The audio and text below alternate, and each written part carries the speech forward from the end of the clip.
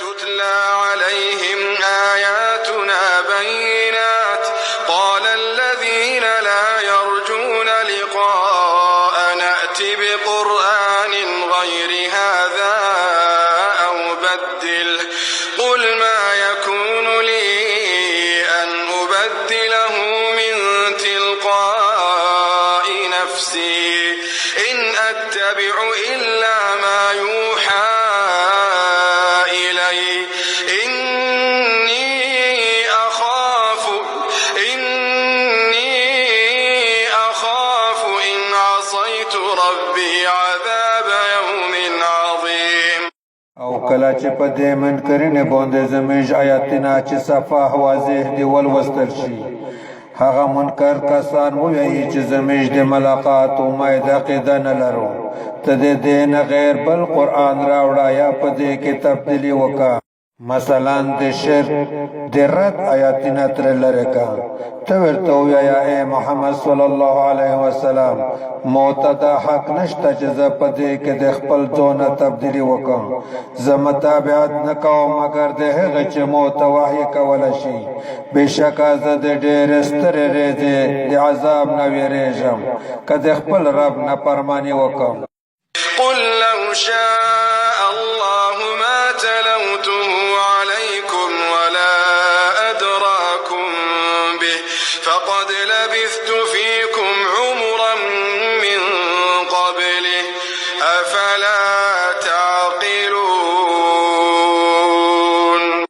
ورته ووایه که چیرې الله تعالی غوښتلی نو ما به دا قرآن په توسې باندې نه ولوستلی او نه به هغه الله تعالی توسې په دې باندې خبر کړی وای پس یقینا مو د دې نه مخکې په توسې کې ډېر عمر تېر کړی دی آیا نو توسې د عقل نه کور نه وخلی فمن أظلم ممن افترى على الله كذبا أو كذب بآياته إنه لا يفلح المجرمون. د هغه چا نه لوی ظالم څوک دی چې په الله تعالی باندې دروغ تړي یا د هغه د آیاتونو تکذیب کوي بېشکه شان دا ده چې مجرمون خلک کامیابي نشي پیدا کولی ويعبدون من دون الله ما لا يضرهم ولا ينفعهم ويقولون هؤلاء شفعاؤنا عند الله قل أتنبئون الله بما لا يعلم في السماوات ولا في الأرض سبحانه وتعالى عما يشركون. دا مشرکون دی الله تعالی نه غیر د هغه شیانو عبادت کوي چې نه دوی ته ضرر رسولی شي او نه دوی ته فایده رسولی شي او دوی وایي دا د الله تعالی په مخ کې زموږ سپارښیان دي ته ورته ووایه آیا تاسو الله تعالی په هغه څه خبره وایي چې هغه یې نه په اسمانونو کې پیژني او نه په مځکه کې بلکې الله تعالی په هر شي باندې علم لري هغه الله تعالی ډېر پوخ دی او ډېر حجت دی له هغه شیانو نه چې دوی یې ورسره شریکوي وما كان الناس إلا أمة واحدة فاختلفوا ولولا كلمة سبقت من ربك لقضي بينهم فيما فيه يختلفون. او دا خلق نوی مگر یو امت و بیا دوی مختلف شول او کچیر نوی هغه خبره چې د تو د رب لخوا مخکې ثابته شوې ده خامخا د دوی په منځ کې به د هغې خبرې فیصله شوې وای چې دوی پکې اختلاف کوي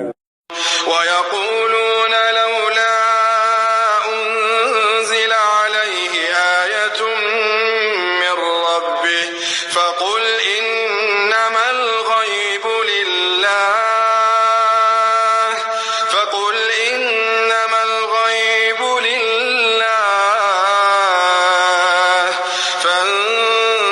فانتظروا إني معكم